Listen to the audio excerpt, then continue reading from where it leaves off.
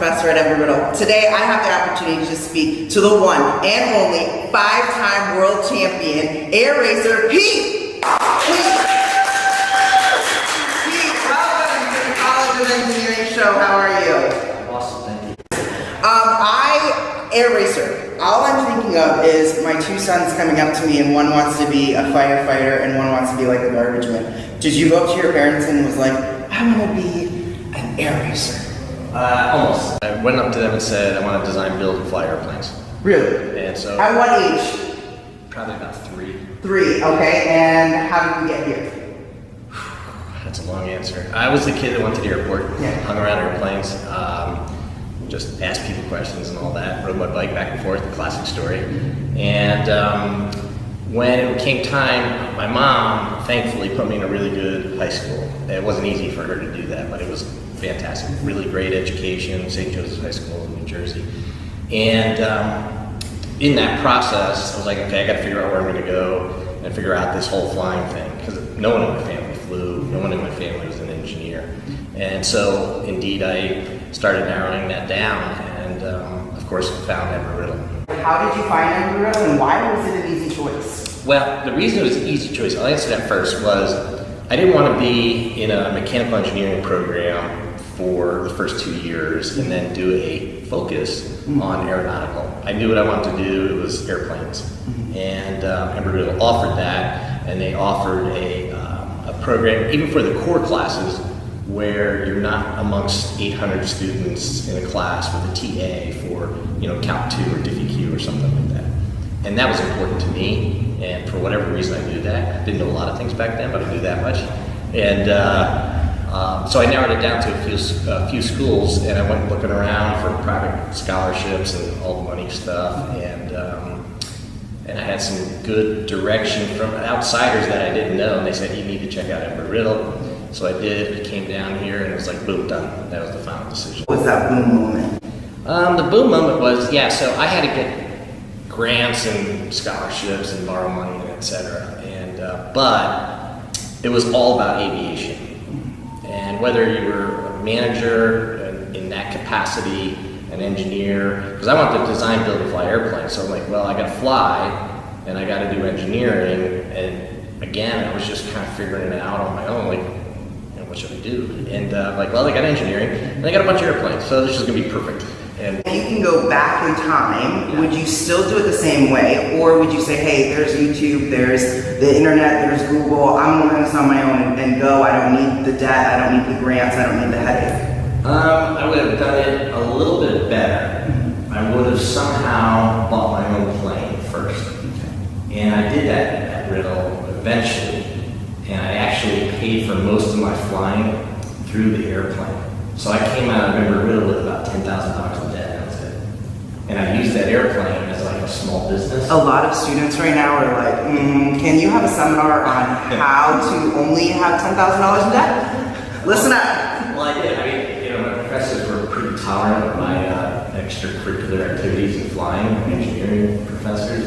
And so when I was teaching in this airplane, because I quickly became a CFI, I was teaching my peers how to fly a tail trainer and stuff like that. And so I was getting flight time, I was making some money, and I had, played the pauper role, and I was like, hey, can somebody help me maintain this airplane, and there were some really good people down in Spruce Creek, one guy named Matt who helped me out with a bunch of the maintenance stuff, and was teaching me things, because he was just teaching me effectively, I didn't know it at the time, but how to build an engine.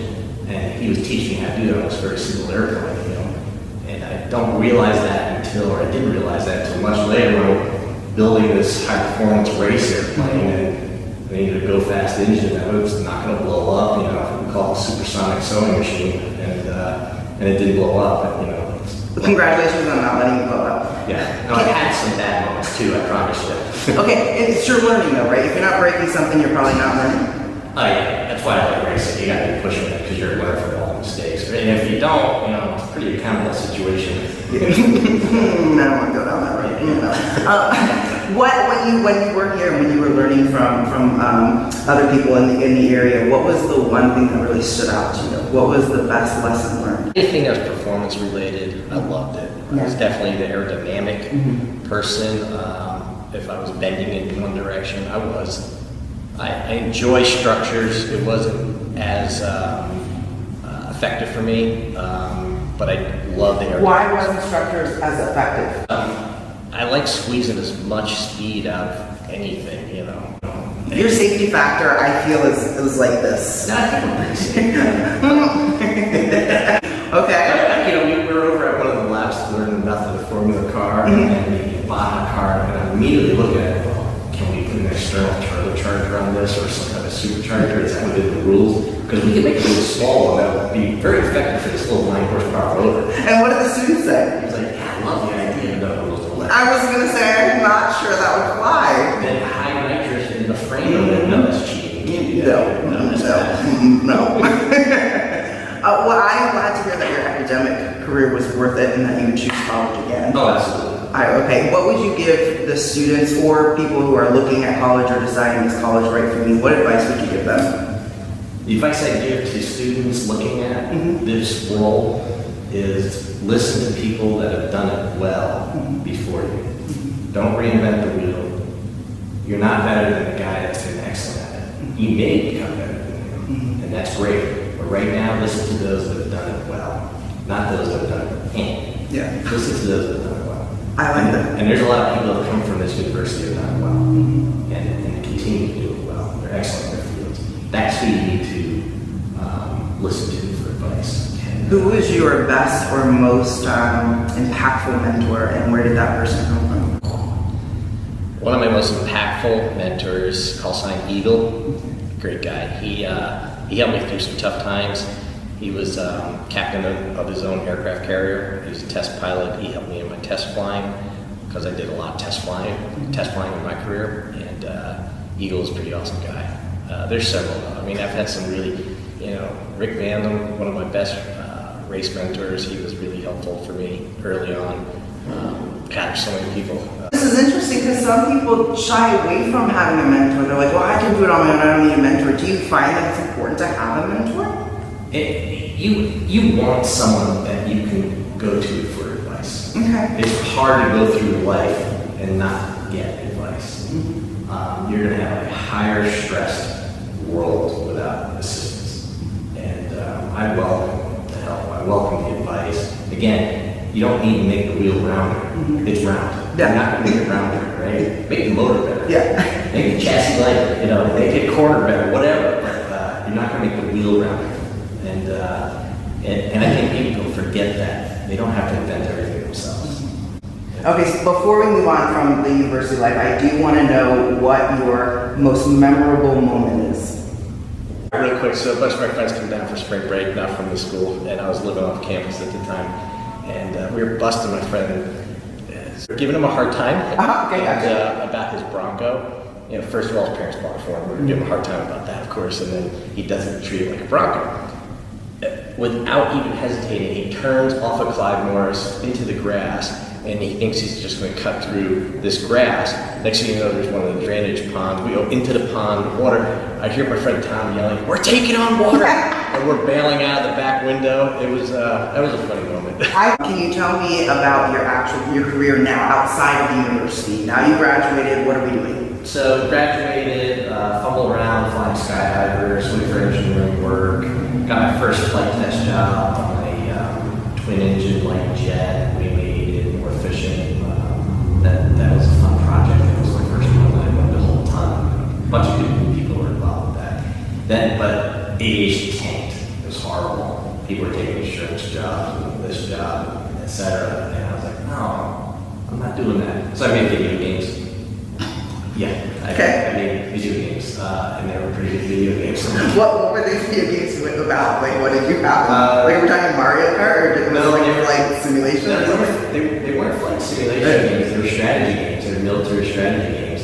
And one was called The Perfect General, one was called The Lost Admiral, blah, blah, blah. And they did really well. Do you still have copies of these? I do. I think I want to try them. Okay.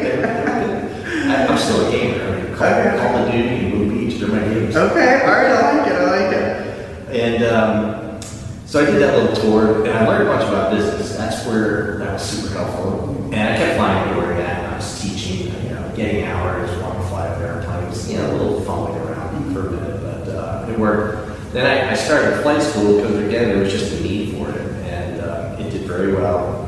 And during that time, I was flying a Falcon. There was so much parallel. And then I was teaching aerodynamics at the university, and that all happened, and that was fun. I really enjoyed that. What university? A small place. Okay. Yeah. But those are good, Yeah, That's fun. great. That's fun. It was really fun. I had great students. I really enjoyed that. I wouldn't have kept doing that, but I didn't want to do just that. Yeah, I understand. Yeah. It was fun for me because I was teaching that in meteorology. It was really fun. I enjoyed that a lot. I just like teaching. I've always enjoyed teaching, whether it's flying or in school or whatever, or racing. Racing. I do teach air racing as well, but. And then I went overseas and had some good times outside the country. I lived in Colombia for 12 months, South America, lived in Spain for 3 years, doing some stuff. Still flying some corporate jets here and there, doing work, but it was mostly flight test work. Okay. So my bulk in the middle was doing flight test work on contract, various companies and militaries and whatnot. And I like flight test because it's a combination of engineering, flying, and construction, fabrication, and I enjoy all three of them. And, it's only 30 hours in a day, that's my biggest problem. But I'm still working on the 8th day. Yeah. I need some help with physicists for that, the 8th day of the week. But and that was a goal, but that world was changing. Then I got invited to fly the pace plane in the sport class at the championship races. Because I was qualified in this particular plane, it's a fast plane, it's all carbon plane, really nice plane called Lancero. And I got invited to do that. And another mutual friend that I met at an air show, a longtime friend now, he asked me if I could help with their product at Lancero. I was like, no, this is a bad thing. I was like, oh, yeah. The guy's like, send me your resume. I'm like, oh, bro, get this. I'm not looking for a job, which is just help, and he was great. So I ended up helping them too, and I get invited, like I was saying, back to the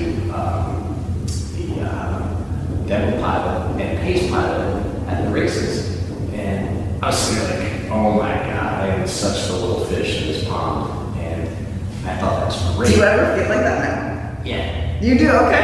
I'm always looking for that next opportunity to be the little fish, because that's your learning moments in life. Agreed. You can really pivot, and I like that. Writing did that for me most recently. But anyway, so I was out doing the pace plane and doing that role, and I was like, this is awesome. I got to race next year. And they're like, They shouldn't doubt you. Now they're like, oh man, I'm never going to live this down. This guy's sure. So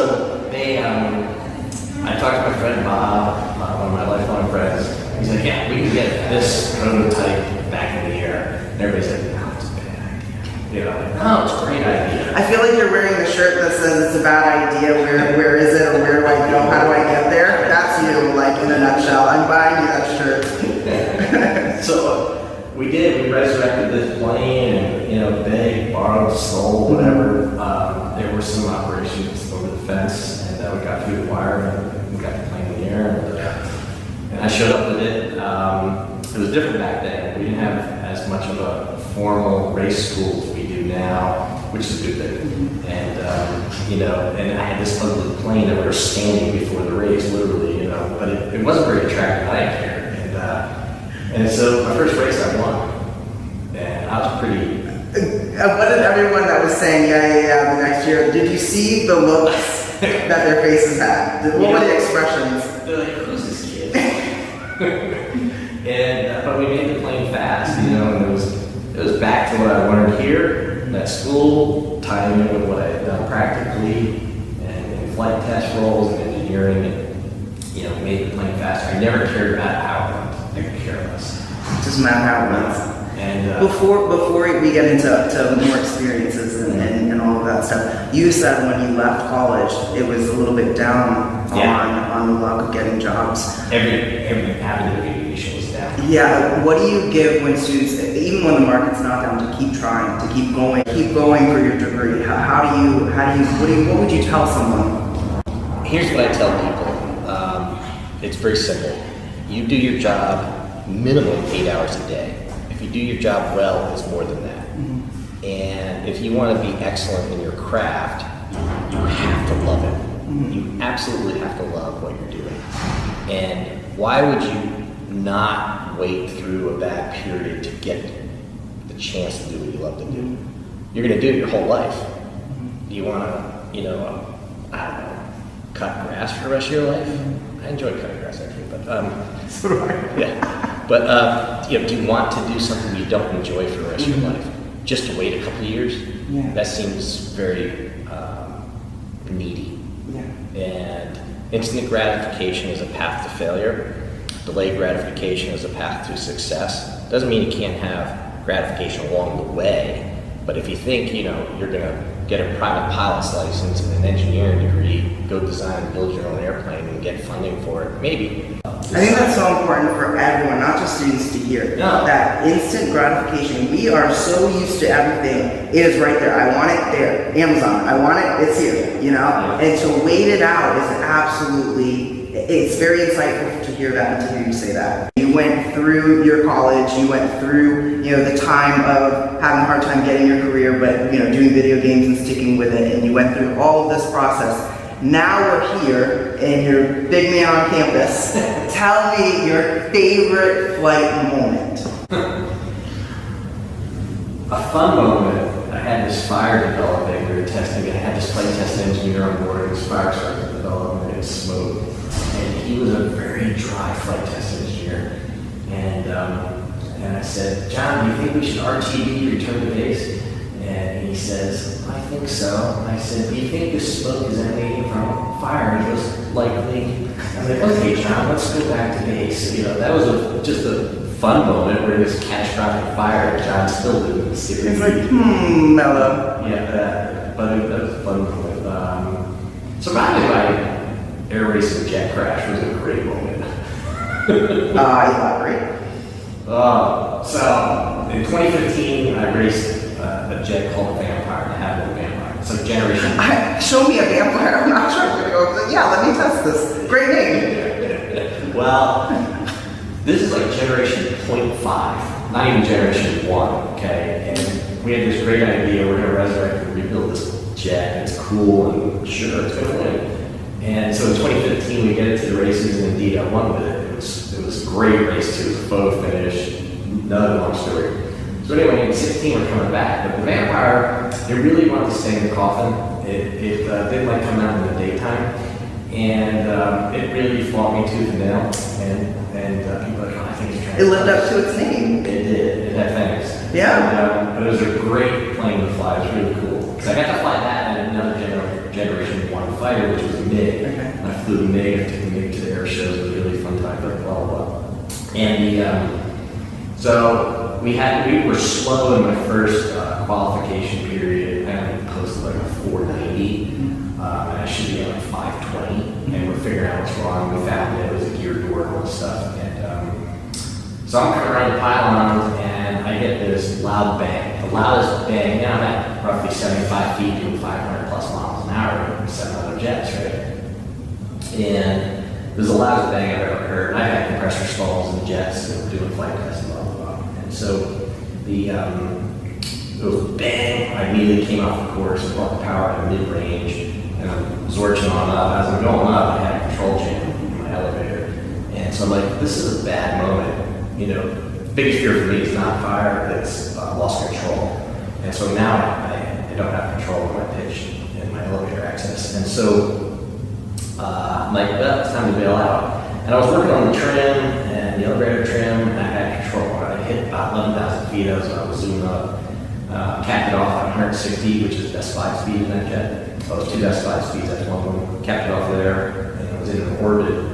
Assessing the plane, I did a functional control check, made sure my controls were good. And I'm like, what's going on with my airplane? And the chase plane wasn't there. It never found me. And I really needed the chase to say, hey, you got a hole, you got a fire. It's a very unique airplane, all that stuff. he wasn't there. Meanwhile, I had this massive hole in the right side of the canopy. Like, what is this contributing factor? You know, and I'm like, what are you guys trying to tell me? And but my engine looked good. I'll never forget the temps. 385 degrees, pressure were good, so my P's and T's were good. And I'm like, but I left it where it was. I didn't want to touch the throttle. And I'm like, all right, I'll set up for high key, orbit down to low key, make a normal landing. And I made a mistake. I shouldn't have hit low key. I should have kept it high. And so right at low key, being the intended landing runway, pavement, the actual, proper. I asked for power, none. And they're like, I don't like you right now. And so I declared another AA, it's my third, and I had it turned 90 degrees to the right. And because if I tried to make a 180 to the runway, I was dead. I would have pulled up. So I turned 90 degrees. Went for a relay attempts, nothing worked, and I was aiming for this dirt road-ish thing. And in my path to get there, and I started securing things, shut down hydraulics and or fluids and pumps and electrical system, make my final call. I'm on 360 heading and I'm going into this little road.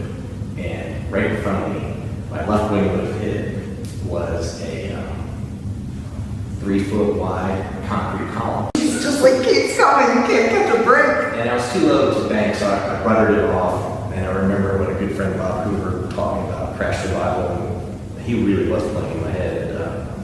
So I ruddered off 15 degrees, took 345 heading into the desert, released the secondary latch from the canopy, shut down the last of the batteries, impacted at 160, and I slid about 1,800 feet through the desert, and the entire Nevada desert entered my helmet and mask. I don't want to see the tissue after that. No, there was. Oh man, no. Fire but I hit, and my whole goal was to keep the plane upright and not flip over and all that bad stuff. And I could see the fuel coming out, the fuel thing I rushed from the tank, all that. Parts were leaving the airplane. I was just ruddering away, keeping it upright, flying through the desert on the ground. And, at about 30 miles an hour, roughly, the rudder became ineffective and made this gentle right turn. And so I popped the canopy. It was like a movie moment, I was out there in the desert by myself, I had my gear on, my parachute. This is a tough guy again. I'm like, what is happening? And so I get out of the plane, I slide down the wing because it was kind of nosed into the dirt. And, there's all these rattlesnake holes and little slide marks, and I'm like, how do you ever have a bad? I'm like, and it keeps coming, and it keeps coming. And I said, well, the road was over there. I'm just going to walk to the road and look for these little snakes. So I walked to the road, and I looked back, and I had this moment, thanks for keeping me alive. So it was a good moment. How do you decide, where's the deciding factor to bail or to land? Well, once I had control of the airplane, I'm going to land. Okay. Because I had control of it. Okay. And I felt good about that. Okay. It turned out it was good. Never found out why it was jammed, why there was a canopy hole, then the engine stopped working. I mean, it was very independent stuff going on. And I didn't have a change plane to report anything to me, so who knows? We'll never find this out what ultimately happened. But once I had controllability, I'm going to fly the plane to the ground, so I was over an airport. I made a decision to keep it normal, and I should have stacked that odds. In that case, that's why I ended up landing in the desert. But the plane kept me alive. I told the plane, engine was ripped out, battery went flying, fuel's everywhere. And I walked the dirt road, and I was like, hey, anybody around? Hello. How many times have you had to eject? I've never ejected. I've never gotten out of the plane. Oh man, you've never had I wonder what it's going to feel like the first time where you actually have to say, I'm sorry man, peace out. I don't want to find out. I just want to keep flying the airplane as long as I can. How long do you think you're going to keep doing this? The racing? At any, flying I guess until it pulled me out, dragged me out of the cockpit. Okay. Dragged me away from the design computer. Okay. Keep doing it. Why would you retire from something you love? It's a good question, and probably a good question to end If on. you don't love it, I appreciate it, yeah. Change, do something else. Do something else. I don't care if you're 40, 50, 60, if you don't want to get out. I like it. Well, thanks, Pete. I appreciate it. Pleasure. Awesome. Thank you.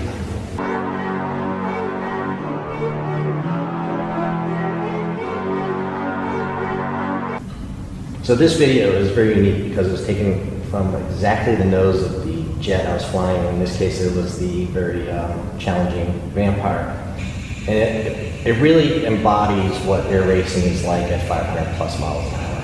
These laps are at 525 and accelerating to about 560 because I get passed, and I get passed with 3 laps remaining. So the guy that passed me was pretty happy, but we have a 525 mile an hour race course limit.